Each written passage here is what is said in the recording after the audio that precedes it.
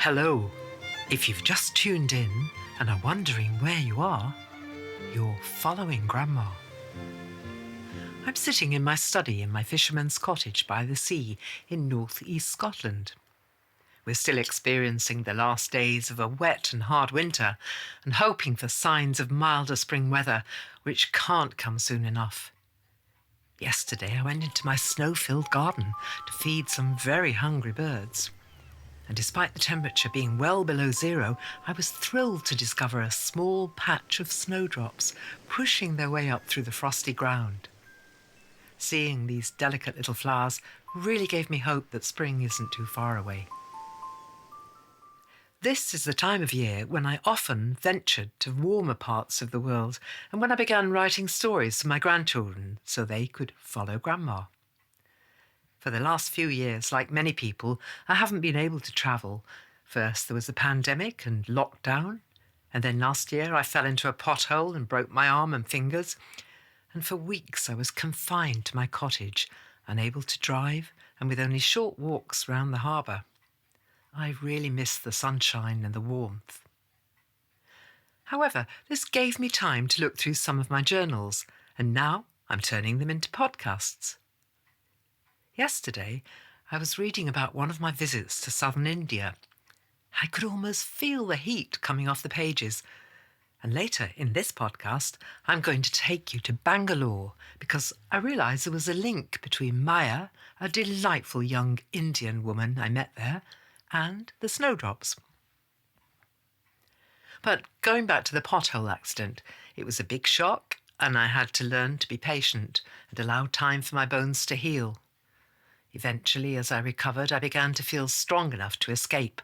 I really wanted to go on a snowdrop walk, and I was feeling a bit miserable because I couldn't drive, so it wasn't a possibility. Then I had an unexpected phone call. A group of friends were keen to take me on a snowdrop adventure in the grounds of Cambo House on the Fife Coast here in Scotland. Cambo's world famous for snowdrops, and over 200 different types emerge in their grounds every year. I was thrilled. It was such a much appreciated random act of kindness. The walk was spectacular.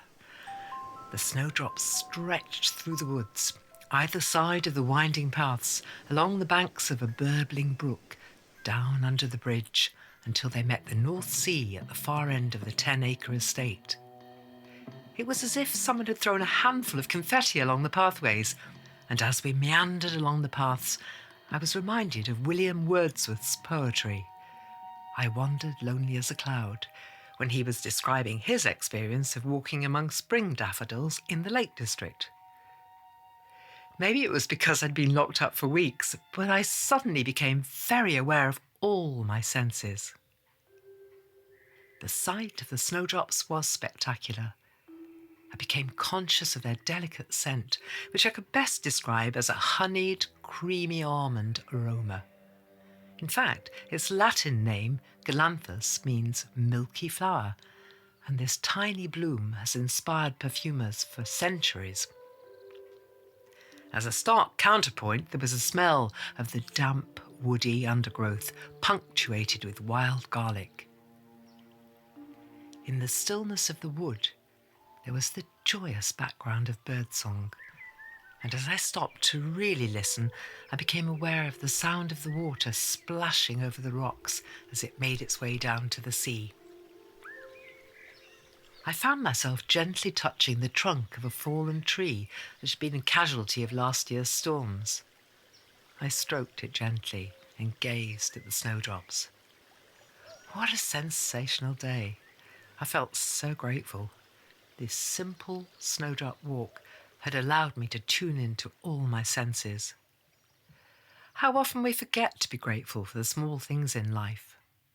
On the days when things go smoothly, or we don't have any aches or pains, we simply don't think about it. Whereas when situations change, we lose something, have a headache, we're often quick to complain. I've begun to include gratitude for small things in my daily life. Everything from an appreciation that I have running water at the turn of a tap, to the fact that my bones have mended and I can now hold a cup of tea. I learned a lot about gratitude when I was in India and I was staying with Madula, my friend in Bangalore. Every morning, Maya, a young Indian woman, came to the house to give me a massage. It was a wonderful way to start my day, but I was even more grateful for what Maya taught me about gratitude itself. She lived in a small village on the other side of the sprawling city. Every morning she'd ride her moped on unmade roads, weaving through crowds of Indians walking to work, noisy groups of children heading for school, slowing down to avoid the odd sacred cow sitting or ambling along the busy roads. Everyone respected the cow's right. I'd travelled in Bangalore at that time of day, and I knew how awful the journeys were. Traffic jams, toxic fumes, blaring horns and aggressive behaviour, buses crammed with passengers, huge four-wheel drives, creaking rickshaws, battered old cars and chauffeur-driven limousines, all competing with each other. Maya made these journeys to give clients their massage. I would watch her arrive, calmly park her moped, carefully take off her helmet, unlock her carrier box and remove the silver case containing her precious massage oils. She greeted me warmly, with no signs of the stressful journey. Over the weeks, Maya and I became good friends and we chatted about our very different lives. She'd never been outside India and wanted to know all about London and Scotland. She was fascinated to hear that I lived alone, cooked my own meals, drove myself, and didn't have servants or a daily masseuse. I wish. She was interested in my life, but there was no hint of envy. She told me about her life in her village on the outskirts of Bangalore. She had a boyfriend who'd started his own IT company. She herself had developed a successful business as a masseuse and beautician and travelled daily to the homes of professional middle-class clients. Most of her earnings went to support her siblings, and because she'd seen so much hardship and struggle in her family, she'd made a decision not to have children. We talked about the future, and I asked her if she had a particular ambition or something she'd like to do. Her response was unexpected. No, ma'am. She used that word ma'am in such a confident way that this grandma could accept it. There was no civility, no bowing, scraping, or any of that nonsense. I was lying naked on a table, enjoying her professional attention to my knotted back muscles, and she said ma'am, with a respect that was so equal, I rejoiced. No, ma'am, I am very contented, and I don't wish for more. I love my work. When I started, I had no mobile phone. Now I have a phone. Then I had no transport. Now I have a two-wheeler moped. Now, when my clients phone me, I can plan my day and travel easily to work all over the city. I love my clients and... She paused. I am grateful for all that I have. Talk about a massage with a message. I've learned many important things in life from people like Maya. Standing amongst the snowdrops in Fife, and this week in my snow-filled garden, I remembered her words. I am contented, and I am grateful for all that I have. But it doesn't stop with simply being grateful.